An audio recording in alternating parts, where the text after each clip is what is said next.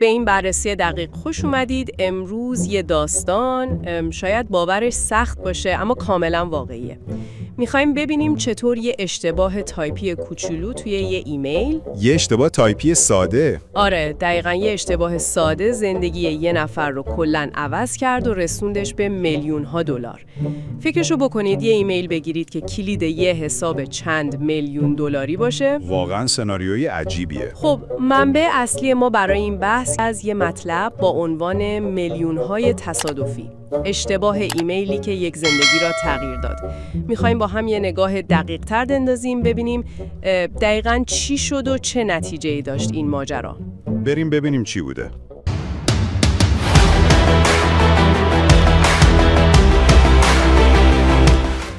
قضیه برمیگرده به سال 2015.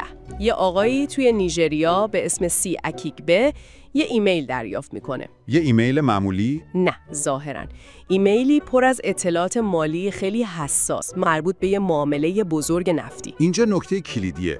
ببین این ایمیل اصلاً قرار نبود به دست آقای اخیگه برسه. پس برای کی بود؟ باید میرفت برای طرف اصلی معامله. اما خب یه شرکت سرمایه‌گذاری بین‌المللی فقط به خاطر یه اشتباه تایپی خیلی خیلی کوچیک توی آدرس ایمیل، مثلا یه حرف جا به جا، احتمالاً یه چیزی تو همین مایه ها، همین باعث شد که این اطلاعات فوق محرمانه صاف برسه به دست یه آدم اشتباهی. خب این نقطه عطف ماجراست دیگه. آقای اخیگبه چیکار کرده؟ احتمالاً زنگ زد گفت آقا اشتباه شده؟ نه، دقیقاً برعکس. به جای اینکه گزارش بده، تصمیم گرفت از این اطلاعات بادآورده استفاده کنه. عجب، چه اطلاعاتی تو اون ایمیلا بود مگه؟ ببین فقط یه سری متن معمولی نبود. میگن جزئیات دقیق قراردادها، شماره حسابای بانکی که پول توش جابجا میشد. جدی؟ شماره حساب؟ آره، و حتی طبق منبع انگار رمزای عبور لازم برای دسترسی به این حسابا هم بوده. یعنی رسما کلید صندوق رو بهش داده بودن. یا خدا، این یعنی یه حفره امنیتی وحشتناک فقط با یه اشتباه انسانی ساده. دقیقاً، یه خطای انسانی، یه کلیک اشتباه. خب نتیجهش چی شد؟ تونست کاری بکنه با این اطلاعات؟ بله که تونست.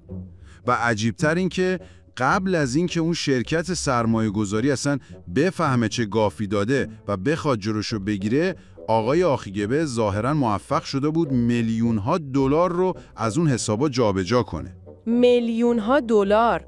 چقدر سریع؟ سرعت عملش انگار خیلی بالا بوده. آره. خب شرکت بالاخره فهمید دیگه. واکنششون چی بود؟ حتما شکایت و پلیس و اینا؟ اینجا داستان بازم جالبتر میشه. واکنش شرکت اون چیزی نبود که آدم انتظار داره. یعنی چی؟ ببین خیلی نگران بودن که این ماجرا درس کنه و اعتبارشون تو بازار خراب شه. می‌ترسیدن ارزش سهامشون بیاد پایین. آها، پس بحث آبرو در میون بود بیشتر از پوله؟ دقیقاً. برای همین تصمیم گرفتن به جای اینکه سر و صدا کنن و برن دنبال پیگیری قانونی، سعی کنن قضیه رو بی سر و صدا جمع کنن. منبع میگه شاید تو اون مقطع خاص برنامه‌های توسعه‌ای باشن یا معاملات دیگه‌ای در جریان بود که باعث میشد خیلی روی تصویر عمومیشون حساس باشن. پس به جای تمرکز روی پول، نگران اعتبار بودن. خب تهش چی شد این مدیریت بی سر و صدا؟ تهش این شد که رفتن با آقای اخیگبه یه توافق کاملا محرمانه کردن. توافق؟ سر چی؟ طبق این توافق آقای اخیگبه بخش اصلی پولی که برداشته بود رو برگردوند. اما نکته شگفت‌انگیز ماجرا اینجاست که تونست یه بخش قابل توجهی از اون پول رو نگه داره برای خودش؟ دقیقاً. به صورت کاملا قانونی برای خودش نگه داشت و اون بخش قابل توجه هم خودش مبلغ خیلی زیادی بود. باورم نمیشه. یعنی یه اشتباه تایپی، یه تصمیم که به جای گزارش خطا از فرصت استفاده کنی و نگرانی یه شرکت از آبروش، همه اینا دست به دست هم داد تا زندگی یه نفر اینجوری زیر و رو بشه و میلیونر بشه. عجب داستانی. واقعا عجیب و دور از ذهن به نظر میرسه. خب اگه بخوایم یه جمع‌بندی خیلی سریع بکنیم، یه اشتباه تایپی کوچولو توی آدرس ایمیل باعث شد اطلاعات فوق‌العاده حساس مالی لو بره. درسته. این دسترسی باعث جابجایی میلیون‌ها دلار شد و آخر سر هم یه توافق پشت پرده برای حفظ آبروی شرکت یه نفر رو به شکل کاملا اتفاقی پولدار کرد. همینطوره. این ماجرا به نظرم فراتر از یه داستان جالبه. اهمیت حیاتی امنیت اطلاعات رو تو دنیای امروز نشون میده. آره، خیلی مهمه این نکته.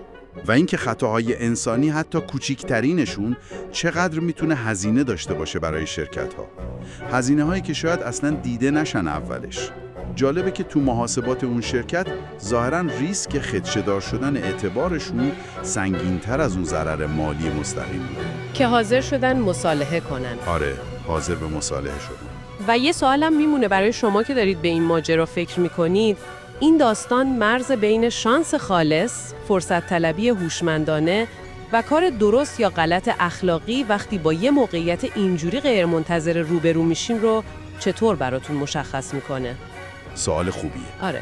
همونطور که منبعم یه جورایی اشاره میکنه، انگار گاهی وقتا دنیا واقعاً فقط به اندازه یه اشتباه تایپی با ما فاصله داره.